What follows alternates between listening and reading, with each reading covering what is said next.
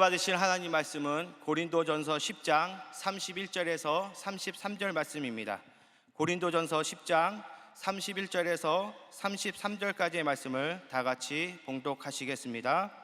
그런즉 너희가 먹든지 마시든지 무엇을 하든지 다 하나님의 영광을 위하여 하라. 유대인에게나 헬라인에게나 하나님의 교회에나 거치는 자가 되지 말고 나와 같이 모든 일에 모든 사람을 기쁘게 하여 자신의 유익을 구하지 아니하고 많은 사람의 유익을 구하여 그들로 구원을 받게 하라. 아멘. 할렐루야, 할렐루야. 여러분께서 오늘 저녁 예배에 나오신 이유는 무더위를 피해서 조금이라도 시원할 때 예배를 드리고자 오신 분도 몇 분은 계실 거라는 좀 생각이 문득 듭니다. 여러분, 무더위에 어떻게 지내고 계십니까? 네, 우리 잘 지내고 있다고 말씀하시기가 약간 어려우신 모양입니다. 그럼에도 불구하고 제가 다시 한번 질문할 때 잘 지내고 있습니다, 이렇게 대답해 주시기 바랍니다. 여러분, 무더위를 어떻게 지내고 계십니까? 제가 한 번 더 질문할 때는 은혜로 지냅니다, 이렇게 대답할게요. 여러분, 무더위를 어떻게 지내고 계십니까? 할렐루야. 얼마 남지 않았습니다. 이제 이번 주 목요일인가 금요일이 처서라고, 사실은 우리가 24절기 이런 거 별로 관심 없는데 그 뉴스 보니까 처서 즈음에 이제 이 열대야가 끝날 거다라는 예보가 있길래 저도 이제 유심히 보게 되었습니다. 오늘 새벽에 교회에 나오는데 문득 깨달은 바가 있습니다. 새벽에 교회를 왔는데 평소보다 어두워졌어요. 그래서 문득 생각했어요. 6월 달에 6월 22일쯤 하지가 지났으니까 이제 점점 해가 짧아지고 있고 점점 겨울이 다가오고 있습니다. 여러분 중에는 차라리 여름이 낫다 하실 분들도 계실지 모르겠지만 어쨌든 이제 우리나라에는 사계절이 있다 보니까 우리가 사계절을 다 경험할 수 있는데 이 무더위가 곧 끝날 것이니 여러분 모두 잘 지내시기를 예수님 이름으로 축복합니다. 오늘 말씀의 제목은 품격입니다. 한번 따라해 보실까요? 품격. 원래는 제목이 어떤 앞에 빈칸을 두고 빈칸의 품격 이렇게 해야 하는데 그렇게 할 수가 없었습니다. 우리 이제 주보에 그런 식의 제목이 잘 달리지 않기 때문에. 그러나 이제 제 마음의 제목은 빈칸의 품격이 원래 제목입니다. 여러분, 품격이란 단어는 사람 된 바탕과 타고난 성품 또는 사물 따위에서 느껴지는 품위라는 뜻을 가지고 있습니다. 네이버 사전을 찾아보면 그 태권도 용어 사전이란 사전이 있더라고요. 그 사전에는 품격을 품성과 인격을 줄인 단어이다, 이렇게 설명하고 있습니다.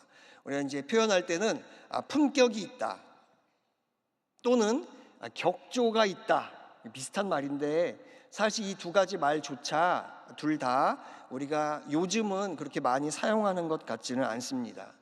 한국의 폭염이 계속되고 있다 보니까 밖에 나가는 것이 너무나 어려워서 이전에는 밖에서 산책을 하거나 운동을 하셨던 분들도 그렇게 하기가 어려운 지경에 있습니다. 그래서 저도 이게 아침에 교회 주변을 이렇게 도는 일들을 좀 가끔 했었는데 너무 덥다 보니까 아주 이른 때가 아니면은 그렇게 하기가 어려운 지경이죠.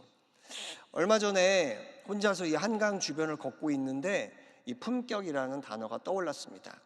그리스도인들에게 있어서 품격은 무엇일까? 그리스도인들에게는 어떤 품격이 나타나야 할까? 이런 걸 이제 묵상하면서 말씀을 준비하게 되었습니다.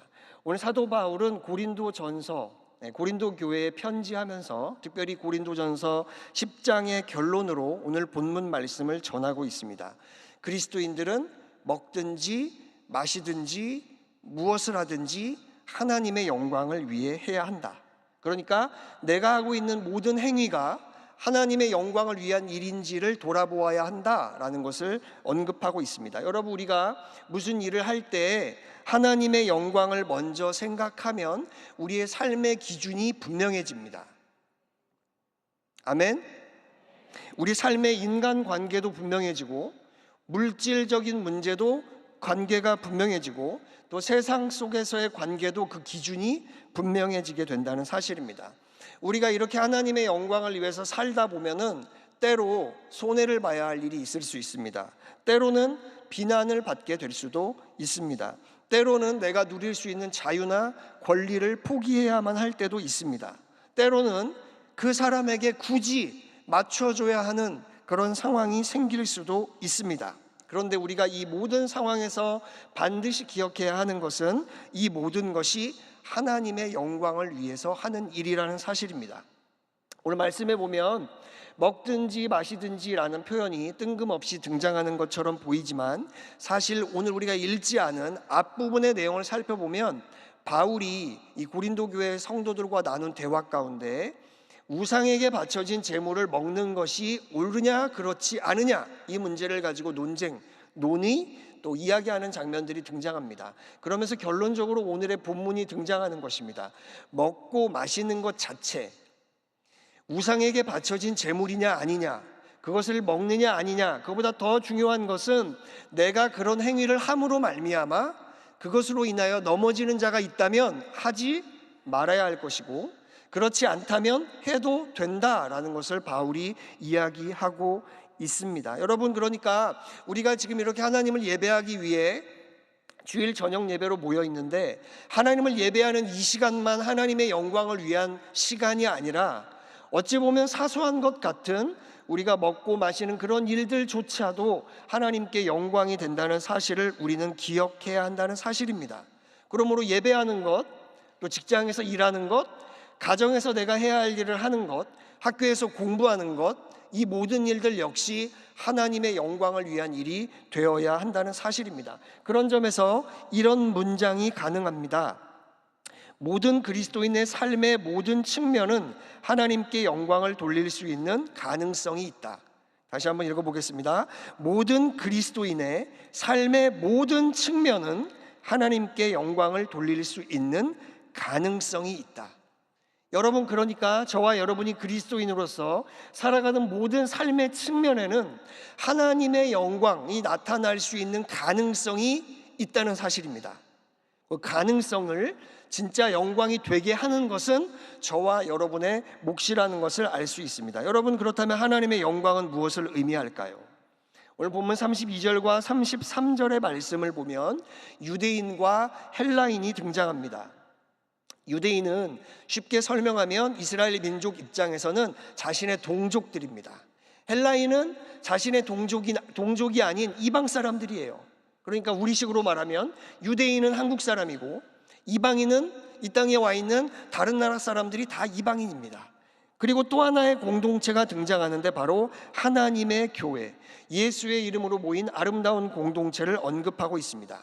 결국 바울은 내 동족이든 아니든, 내 편이든 아니든 모든 사람들에게, 특별히 교회 공동체 안에서 거치는 자가 되지 말아야 하는데, 그것이 바로 하나님께 영광을 돌리는 일임을 우리에게 말씀하고 있습니다.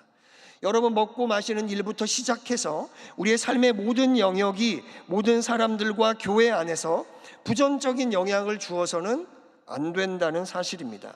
여기서 거치게 한다는 것은 넘어지게 하는 자, 또 범죄하게 하는 자라는 의미를 가지고 있습니다. 그러니까 내 생활 방식으로 인해서, 내 말과 행동으로 인해서 누군가를 넘어지게 하거나 누군가를 범죄에 빠지게 하는 행동, 그것이 바로 거치게 하는 것이라는 사실입니다. 그래서 오늘 본문에서 바울은 뭐라고 이야기하느냐? 우리가 어떠한 상황 가운데도 이런 거치는 자가 되어서는 안 된다라고 말하고 있습니다. 본문에서 바울은 자신의 유익이 아니라 많은 사람의 유익을 구하는 삶을 사는 것이 또한 하나님의 영광을 위한 삶이라는 것을 말하고 있습니다. 그러니까 내 가족이든 아니든, 내 마음에 들든 들지 않든, 나와 비슷한 사람이든 아니든 사람들과의 모든 관계 속에서 그 무엇보다 우리 교회 공동체 안에서 저와 여러분은 거치는 자로 살아서는 안 되고, 자기의 유익이 아니라 다른 모든 사람의 유익을 위해 살아가는 그러한 삶이 될 때에 그것이 바로 하나님의 영광을 위한 삶이라고 말씀하고 있습니다. 이 모든 일들이 하나님의 영광이 되는 이유를 오늘 본문은 단 하나의 설명으로 귀결시키는데, 그것은 바로 그들로 하여금 구원으로 이끈다라고 설명하고 있습니다. 우리가 하나님의 영광을 위해서 살아가는 이유는 우리를 보고 우리와 함께한 사람들이 이 하나님의 구원의 방주 안에, 구원의 은혜 아래 나아오도록 하는 것이 목적이라는 것을 말씀하고 있는 것입니다. 여러분이 이러한 영광의 도구가 되시기를 예수님 이름으로 축복합니다. 이런 본문 이해를 바탕으로 여러분과 두 가지를 나누기를 원하는데요. 첫 번째로 우리에게 어떠한 품격이 나타나야 하느냐? 하나님의 자녀의 품격이 나타나야 합니다. 3년 전인 2021년 11월에 있었던 일입니다. 여러분 사진이 나올 텐데요. 홍영숙 씨는, 여기 혹시 홍영숙 씨가 계시면 지금 꼭 만나고 싶으니까 끝나고 좀 만나주시면 감사하겠고, 3년 전에 홍영숙 씨가 저기 사진에 보시는 것처럼 아침 7시쯤 일산의 한 도로에서 추돌 사고를 당하게 됩니다. 홍 씨는 피해자였고요. 당시 상황을 이렇게 설명했습니다. 운전을 하고 가는데 쿵 하는 소리가 나서 차에서 내렸더니 한 젊은 엄마가 부들부들 떨면서 울먹이며 서 있었다. 이 가해 차량의 운전자는 아기가 고열이 나서 응급실로 가던 도중에 사고를 냈다면서 계속 죄송하다는 말만 되풀이했습니다. 그래서 이 홍영숙 씨께서 사고를 당했음에도 불구하고 이렇게 안아주면서 가해자를 진정시키고 아기 엄마를 빨리 진정시켜 응급실로 보내는 것이 순서라고 생각했다고 합니다. 그리고 괜찮으니까 빨리 병원에 먼저 가보라라고 이렇게 위로하면서 안아주었습니다. 평소에 홍영숙 씨는 교통사고가 발생하면 항상 찡그리는 얼굴로 서로를 대하는 모습이 너무 싫었다면서 사고가 난 순간 가해 차량의 저 젊은 여성을 보았을 때 너무 마음이 아파서 아무 생각 없이 자신도 모르게 안아주었다라고 고백하였습니다. 또한 이 홍 씨가 말씀하시기를 딸 생각이 나서 그랬다라고 이야기했습니다. 자신의 딸도 그 또래였는데 알고 봤더니 똑같이 94년생인 딸과 같은 나이였고, 이 젊은 엄마가 가해 차량의 운전자를 보게 되자 자신의 딸도 장거리를 운전하며 다니는데 딸 생각이 너무 났다는 거예요. 그래서 안아주고 위로해 주었다라고 이야기하였습니다. 사고가 발생한 날 퇴근 후에 이 홍영숙 씨는 아기 엄마에게 전화를 했는데 받지 않자 아기가 어떤지 걱정돼서 연락했다라는 문자를 남겼고, 후에 아기 엄마로부터 많이 좋아졌다는 전화를 받았다고 합니다. 이렇게 이야기하고 나서 홍영숙 씨가 뭐라고 이야기했느냐? 모든 엄마는 다 그랬을 겁니다 라고 이야기했다고 합니다. 이 사고 차량의 아기 아빠가 사고가 났으니까 블랙박스 영상을 보다가 이 장면을 보게 된 거예요. 그리고 자신도 너무 감동을 받아서 인터넷에 이 사연을 올리게 됐고, 그것으로 인해서 많은 네티즌들에게 감동을 주게 되었습니다. 지금도 유튜브에 들어가면 영상을 볼 수 있습니다. 자, 여기도 많은 어머니가 계실 텐데 정말 모든 엄마는 다 그랬을까요? 사고를 당했지만 가해자를 안아줄 수 있었을까요? 모든 엄마가 다 그런 선택을 하지는 않았을 것입니다. 그러나 그런 선택을 하신 이 홍영숙 씨, 홍영숙님은 어머니의 품격이 보이는 분이었다는 사실입니다. 혹시 계시면 끝나고 밑에 1층에서 만나는 걸로 하도록 하겠습니다. 이분이 그리스도인이신지는 모르겠습니다. 그러나 분명한 사실은 정말 멋진 고품격의 삶을 보여주셨다는 사실입니다. 여러분, 우리는 하나님의 자녀입니다.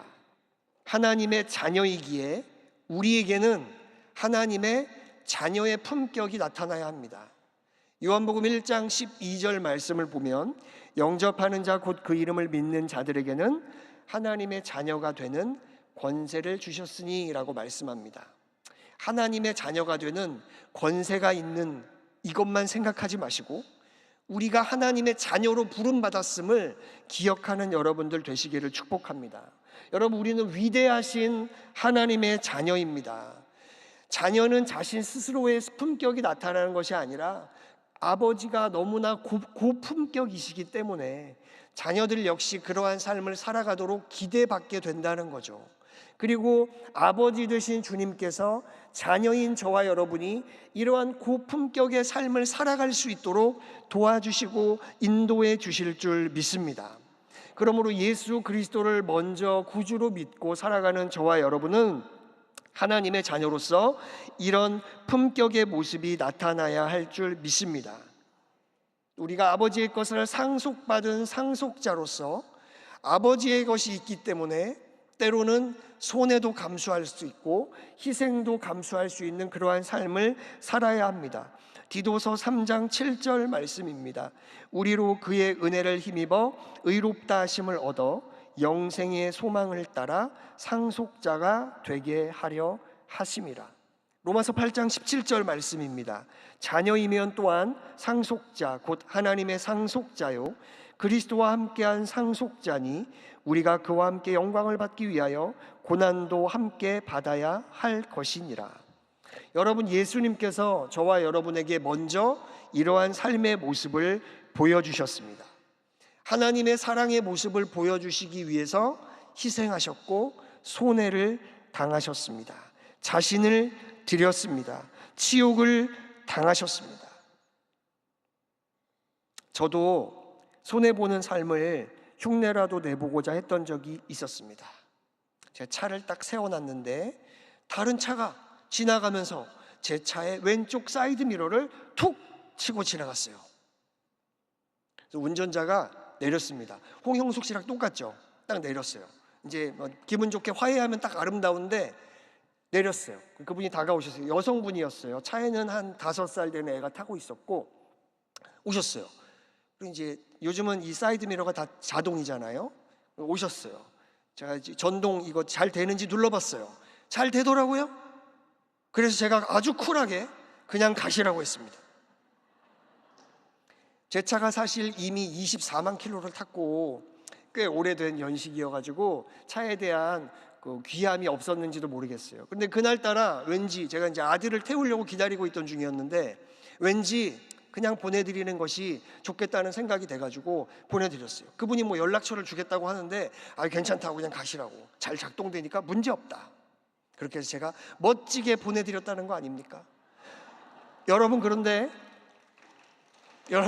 주여, 그 이야기가 끝이 나지 않았습니다. 한 달여 후에 갑자기 이해가 안 되는 겁니다. 제가 우리 장로님께 여쭤봤어요. 우리 장로님께서 이 카센터를 하셔가지고 그랬더니 장로님께서 이 전동이라서 조그만의 충격에도 이게 언젠가 고장나기 때문에 10만 원이라도 받아야 된다라고 나중에 말씀을 해주셨으나 어쨌든 뭐 이미 일은 지나갔고 고장이 났기 때문에 제가 중고 부품을 사가지고 우리 장로님께 가가지고 수리를 아름답게 받았습니다.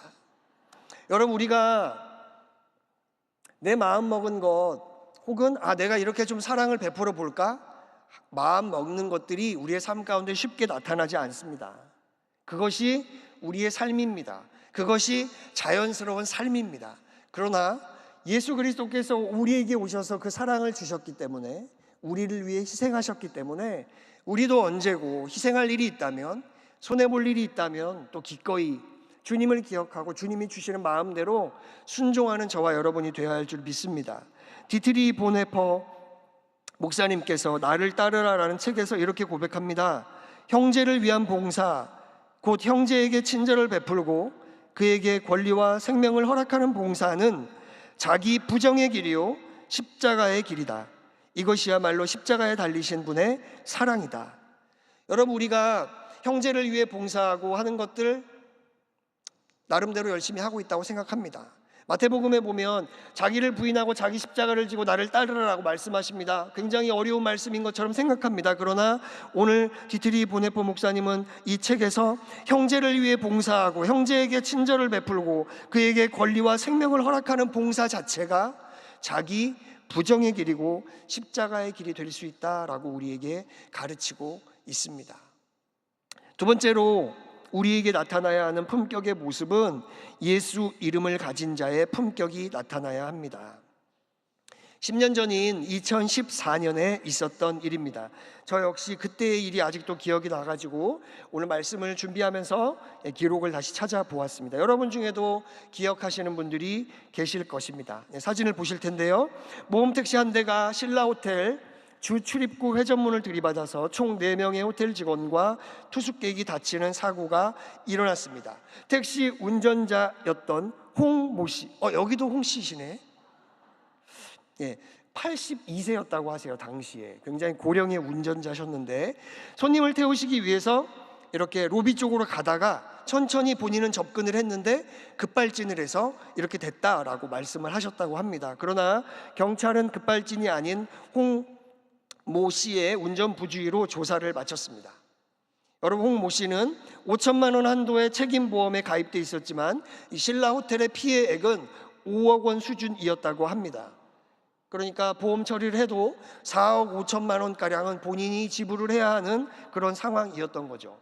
당시에 호텔 신라의 사장이었던 이부진 사장은 사고 전반에 대한 보고를 받고 호텔 신라 부사장을 불러서 택시 기사가 고의로 사고를 낸 것 같지는 않으니 그 댁에 한번 찾아가서 형편이 어떤지 봐달라라고 이야기했다고 합니다. 그래서 이 부사장님과 상무님이 성북구 종암동에 있는 그분의 집을 찾아갔는데 주소를 찾기 어려울 만큼 낡은 빌라의 반지하에 몸이 성치 않은 기사님 혼자 홀로 누워 있었다고 합니다. 찾아간 분들이 보기에 변상이라는 말을 꺼내기도 어려운 그런 상황이었던 것입니다. 그래서 자신들이 사가지고 갔던 소고기, 속꼬리, 케이크 이런 것들을 두고 그냥 오셨다고 합니다. 그래서 이제 사장님에게 보고를 했죠.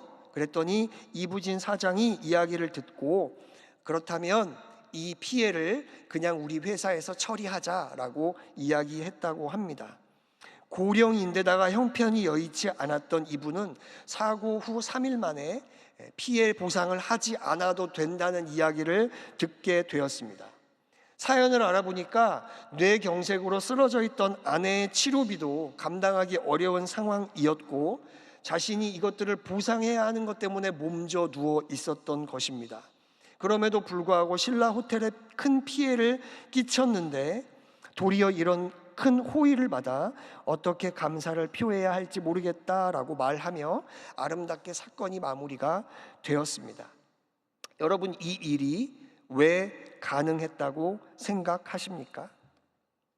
당연히 이부진 사장은 가진 것이 많았기 때문입니다. 돈이 엄청 많았어요. 지금도 많았고 당시에는 이제 아버지가 안 돌아가셨을 때니까 아버지한테 물려받을 것도 많았어요. 물론 이제 본인이 개인적으로 한 게 아니라 회사에서 처리했지만 그러니까 이 가진 자의 여유가 나타난 거 아니겠습니까? 이 재벌의 품격이라고 할 수 있죠. 제가 운전하고 다니다 보면 굉장히 좋은 차를 타고 다니시는 분들이 있습니다. 근데 운전을 예의 있게 잘 하면서 좋은 차를 타고 다니시면 자격이 있다 이런 생각이 들어요. 그런데 막 여기 교회 앞에 길 건너려고 하는데 쌩 가버리고 이런 분들이 있죠. 네, 있더라고요. 좋은 차 타고. 그러면은 제가 생각하죠. 저 차를 타기에는 저 사람의 품격이 좀 떨어진다. 여러분, 재벌의 품격을 제대로 보여준 사건이었습니다. 제가 알기로 이분도 그리스도인은 아닌 것으로 알고 있습니다. 도대체 돈을 얼마나 가지고 있으면, 얼마나 많이 가지고 있으면 이렇게 할 수 있을까요? 여러분들은 얼마나 많이 가지고 있으면 이렇게 하실 수 있겠습니까? 여러분, 저와 여러분에게는 이만치의 돈은 없습니다. 그러나 우리에게 있는 것이 있습니다. 사도행전 3장 6절입니다. 베드로도 똑같이 이야기합니다. 이르되 은과 금은 내게 없거니와 내게 있는 이것을 내게 주노니 나사렛 예수 그리스도의 이름으로 일어나 걸으라 하고, 베드로는 자신에게 있는 것 예수 그리스도의 이름을 고백했습니다. 그리고 바로 그 예수 그리스도의 이름으로 나면서부터 못 걷던 분을 걷게 하였다는 사실입니다. 우리도 예수 이름을 가진 줄 믿습니다. 우리에게도 예수 이름이 있습니다. 그러므로 예수 이름을 가진 자의 품격이 나타나야 합니다. 예수 이름 없는 사람하고 똑같이 생각하고 말하고 행동하는 것이 아니라 예수 이름 가진 사람답게 생각하고 행동하고 말해야 한다는 사실입니다. 우리도 예수 이름을 가진 자의 여유를 보여줄 수 있어야 한다는 사실입니다. 예수 이름 없는 사람처럼 맨날 낭망하고 절망하고 울며 주저앉아 있어서는 안 됩니다. 예수 이름 없는 사람처럼 자기 생각만 하고 내 생각만 맞다고 우겨서도 안 됩니다. 예수 이름 없는 사람처럼 세상 방식 그대로 따라가며 살아서도 안 됩니다. 우리에게는 예수 이름이 있습니다. 예수 이름 가진 사람답게 일어서야 합니다. 용기 내야 합니다. 담대히 나아가야 합니다. 기도하며 선포해야 합니다. 예수 이름 가진 사람답게 희생해야 합니다. 포용해야 합니다. 다른 사람의 유익을 구해야 합니다. 안아줄 수 있어야 합니다. 용서하고 사랑할 수 있어야 합니다. 예수 이름 가진 사람답게 하나님의 방식으로 살아야 합니다. 여러분, 우리가 예수 그리스도의 이름으로 기도하지 않습니까? 예수 이름을 가졌기 때문에 예수 이름으로 기도할 수 있는 것입니다. 예수 이름을 가진 자답게 하나님의 영광을 위해 살아가는 여러분들 되시기를 축복합니다. 영국의 작가였던 셰익스피어가 이렇게 이야기했다고 합니다. 꽃에 향기가 있듯 사람에겐 품격이 있다. 그런데 꽃이 싱싱할 때 향기가 신선하듯이 사람도 마음이 맑을 때 품격이 고상하다. 썩은 백합꽃은 잡초보다 그 냄새가 고약하다. 여러분, 우리가 어떻게 우리의 마음을 맑게 유지할 수 있을까요? 우리 힘으로 할 수 없죠. 그래서 우리는 주님을 더욱 의지해야 합니다. 우리 힘으로 할 수 없기 때문에 주님께서 내 안에 사시도록 해야 합니다. 주님께서 내 안에서 나타나시도록 해야 합니다. 성령의 은혜를 구하고 성령의 도구가 되어야 한다는 사실입니다. 성령께서 우리 안에서 역사하시면 우리 안에 향기가 납니다. 우리가 백합화인지 잡초인지는 알 수 없으나 싱싱하여 하나님의 도구로 쓰임받을 수 있다는 사실입니다. 옛날에 백합화였던 것 이미 시들었는데 그것도 알지 못하고 여전히 내가 향기를 내고 있을 거라고 착각하며 살아서는 안 된다는 사실입니다. 여러분, 우리가 품격을 가지고 하나님의 영광을 위해 살아야 하는 목적이 무엇입니까? 앞서 말씀드린 대로 그것은 구원이라는 단어로 연결됩니다. 우리가 그렇게 살아야 하는 이유는 우리로 말미암아 많은 사람들이 구원의 방주로 주님의 길로 하나님의 자녀로 살아갈 수 있도록 하기 위함임을 믿습니다. 자신의 유익이 아니라 많은 사람의 유익을 구하는 자가 되어야 합니다. 그래서 우리는 먹든지 마시든지 무엇을 하든지 하나님의 영광을 위해서 살아가는 사람이 되어야 한다는 사실입니다.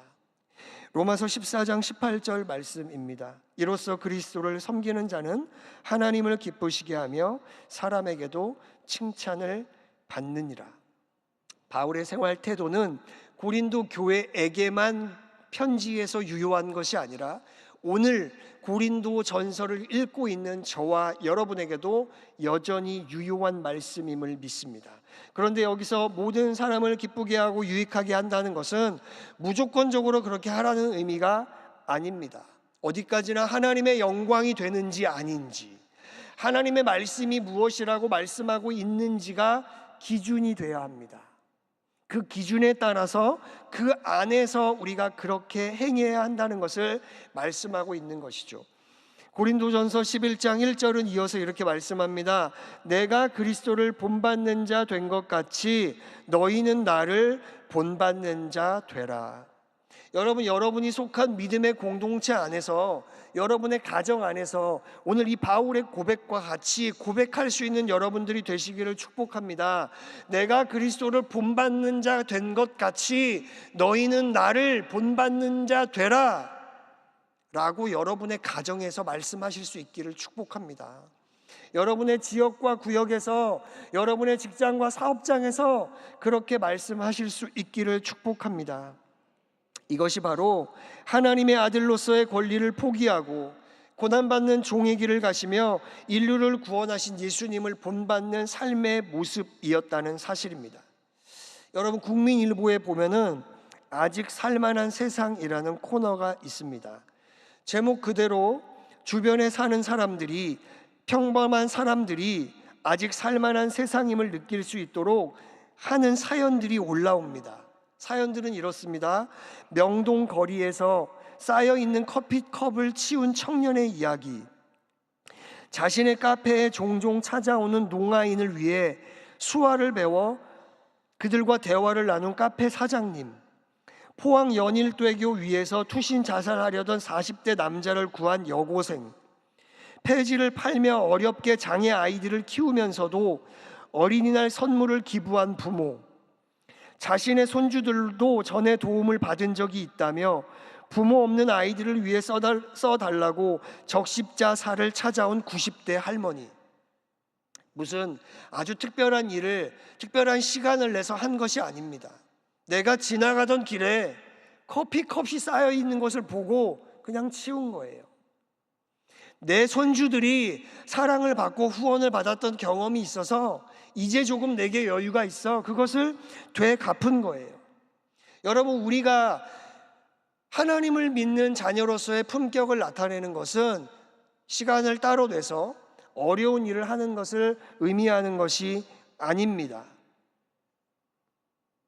그저 우리가 일상생활을 살아가면서 내게 보이는 일을, 하나님께서 내게 주시는 마음을 순종하며 살아가는 것, 그것이 바로 주님이 원하시는 품격 있는 삶임을 믿습니다. 우리가 회중 찬송으로 부른 찬송가 216장 4절을 보면 이렇게 가사가 되어 있습니다.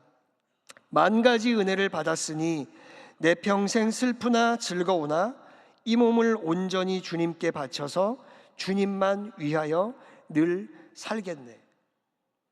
여러분, 믿지 않는 사람들도 아직 살만한 세상을 만들기 위해서 자신의 주변에서 할 수 있는 아름답고 따뜻한 일들을 해내는 사람들이 있습니다. 그거는 신앙과 관계없이 할 수 있는 일들이에요.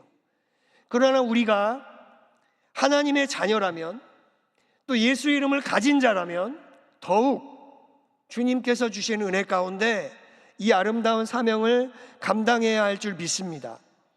오늘 말씀의 제목이 원래 빈칸의 품격이었다라고 말씀드렸죠. 이제 이 빈칸을 좀 채워봤으면 좋겠습니다. 여러분, 이 안에 어떤 단어를 채우기를 원하십니까? 그리스도인의 품격, 목사의 품격, 장로의 품격, 권사의 품격, 안수집사의 품격, 아버지의 품격, 어머니의 품격, 아내의 품격, 남편의 품격, 사장의 품격, 사원의 품격, 학생의 품격. 여러분, 오늘 이 시간에 여러분이 이 미완성의 제목을 완성시켜 주시기 바랍니다. 그리고 그 미완성의 제목을 붙잡고 그리스도의 품격을 나타내는 귀한 삶을 살아가는 여러분들이 되시기를 축원합니다. 그리스도인의 아름다운 품격을 성경은 성령의 9가지 열매로 정리하고 있습니다. 갈라디아서 5장 말씀입니다. 오직 성령의 열매는 사랑과 희락과 화평과 오래 참음과 자비와 양선과 충성과 온유와 절제니 이 같은 것을 금지할 법이 없느니라. 그리스도 예수의 사람들은 육체와 함께 그 정욕과 탐심을 십자가에 못 박았느니라. 아멘. 하나님의 자녀의 품격, 예수 이름을 가진 자의 품격을 여러분의 삶의 자리에서 온전히 나타내는 복된 한 주간 되시기를 예수의 이름으로 축원합니다. 기도하겠습니다. 주님, 우리를 하나님의 자녀 삼아 주셔서 감사합니다. 하나님의 자녀로서 예수 이름을 갖고 살아가게 하심을 감사합니다. 우리가 하나님의 자녀로서 예수 이름을 가진 자로서 고품격의 삶을 살아갈 수 있도록 도와주시옵소서. 세상의 방식, 세상의 생각, 세상의 행동이 아니라 하나님의 방식, 하나님의 방법대로 살아가는 우리 모두가 될 수 있도록 주장하여 주시옵소서. 예수님의 이름으로 기도드립니다. 아멘. 우리 가슴에 손을 얹고 아픈 곳에 손을 얹고 기도하겠습니다. 주님 감사합니다. 오늘도 하나님 앞에 예배하게 하심을 감사합니다.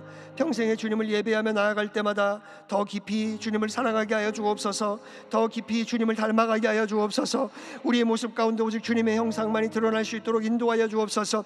가슴에 손을 얹고 기도합니다. 모든 문제들을 주께서 해결하여 주옵소서. 예수 이름으로 모든 문제가 떠나갈지어다. 해결될지어다. 개인과 가정의 자녀들의 문제가 떠나갈지어다. 악한 영이 떠나갈지어다. 흑암의 권세가 물러갈지어다. 주의 복이 임할지어다.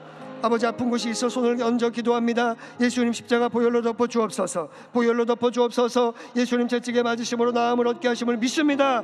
믿음으로 구하는 자마다 강건함을 누리게 하여 주옵소서. 예수 이름으로 모든 질병과 연약함이 떠나갈지어다. 각색 질병들이 떠나갈지어다. 정신의 질병, 마음의 질병, 육체의 질병이 떠나갈지어다. 머리끝부터 발끝까지 깨끗게 될지어다. 하나님, 우리가 강건함을 누리게 하여 주시고 폭염 가운데 우리를 지켜주시고 코로나로부터 우리를 건져주시고 악한 바이러스와 싸워 이길 수 있도록 강한 면역력을 허락하여 주옵소서. 이 한 주간도 주님과 동행하며 승리의 삶, 은혜의 삶, 축복의 삶을 누릴 수 있도록 복의 복을 더하여 주시옵소서. 예수님의 이름으로 축복하며 기도드립니다. 아멘. 이제는 우리 주 예수 그리스도의 은혜와 하나님 아버지의 영원하신 사랑과 보혜사 성령님의 내주 교통 충만케 하심이 오늘도 그리스도인으로서 아름다운 품격을 가지고 살아가는 주님의 사람들, 개인, 가정, 생활, 범사 위에 이제로부터 영원까지 함께 있을지어다. 아멘.